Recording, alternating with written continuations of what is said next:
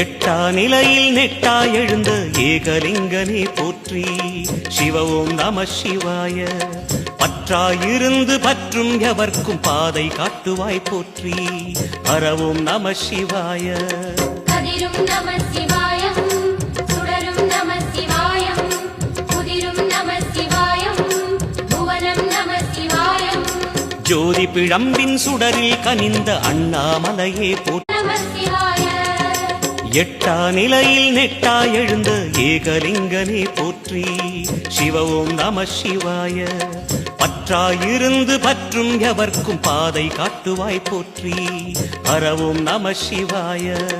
கதிரும் நம சிவாயம், சுடரும் நம சிவாயம், புதிரும் நம சிவாயம், புவனம் நம சிவாயம்.